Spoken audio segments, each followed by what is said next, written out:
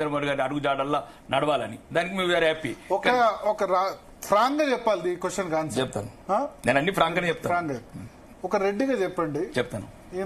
రెడ్లు అయితే చాలా సోషల్ మీడియాలో దాంట్లో బాగా ఈ మా పార్టీ కాంగ్రెస్ పార్టీ అంటే రెడ్డి పార్టీ మన ఎమ్మెల్సీలో ఇవ్వలేదు, ఇక్కడ మన మంత్రివర్గంలో ఇవ్వలేదు అని బాగా చర్చ జరుగుతుంది. ఏంది అంటే జరుగుతున్న ఇన్నర్ చర్చ ఏంది? మీరు కూడా రెడ్డి కాబట్టి అడుగుతున్నా. నేనైతే ఒకటే కోరుకుంటున్నా అండి, ఇంకా 30 ఏళ్ల దాకా రెడ్డి ముఖ్యమంత్రి కావద్దని కోరుకుంటున్నా.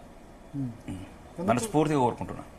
ఎందుకంటే బాగా చాలా మంది అయినా రెడ్డిలం, ఇంకా చాలు కొన్ని ఒక 30 ఏళ్ళ గ్యాప్ ఇచ్చేస్తే వాళ్ళు చేసుకుంటారు బీసీలెస్లు. నేను ఆల్రెడీ నాకు బీఫామ్ ఇచ్చిన రోజే అక్కడ అంబేద్కర్ గారి మీద నేను స్పీచ్ ఇచ్చేసాను. ఒక పైడి రాకేష్ రెడ్డి అని నేను బీసీ ముఖ్యమంత్రి కింద పనిచేయడానికి సిద్ధంగా ఉన్నాను. చాలా ఇంకెందుకు ఒక 20 ఏళ్ళకి ఇచ్చేద్దాం, కొంపలు ముడి పెడితే ఏమున్నది, ఏమైతుంది? ఇప్పుడు మాకు ప్రధానమంత్రి గారికి 11 సంవత్సరాలు ఇవ్వలేదట బీసీ బిడ్డకు, అట్లనే బీసీ బిడ్డకి ఇద్దాం, ఎస్సీ బిడ్డకి ఇద్దాము. నేను బహిరంగంగా చెప్తున్నా. ఈ అంటే ఇది నా వ్యక్తిగతం, మళ్ళీ మీరేదో పార్టీ కంటగట్టి దాని కంటగట్టి, వ్యక్తిగతంగా చెప్తున్నాను.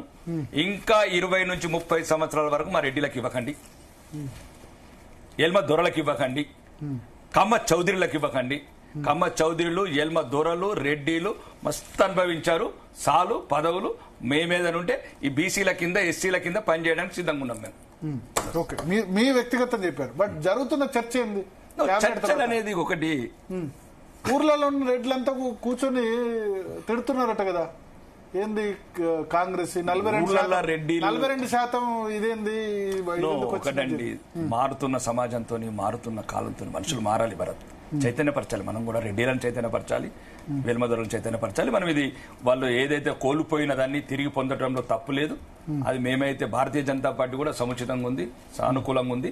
99% నాకు తెలిసి కూడా వచ్చే మా బీజేపీ ప్రభుత్వంలో బీసీ బిడ్డనే ముఖ్యమంత్రి ఉంటాడు.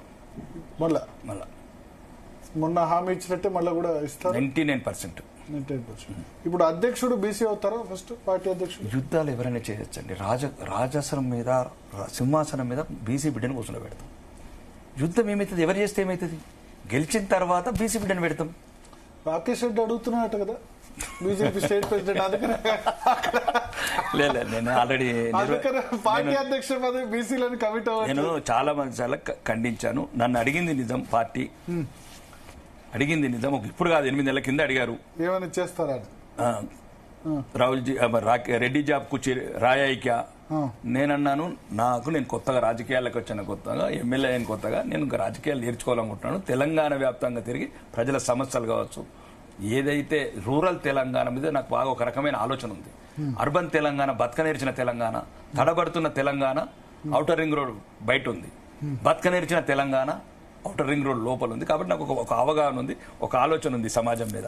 మొత్తానికి తెలంగాణ వ్యాప్తంగా తిరిగి నా జాతిని చైతన్యపరిచి పేద ప్రజల పట్ల ప్రతిపక్ష పాత్ర పోషించి రాజకీయాల్లో ముందుకోవాలని తప్ప ఇట్లాంటి పదవుల మీద మాత్రం ఆశ లేదు.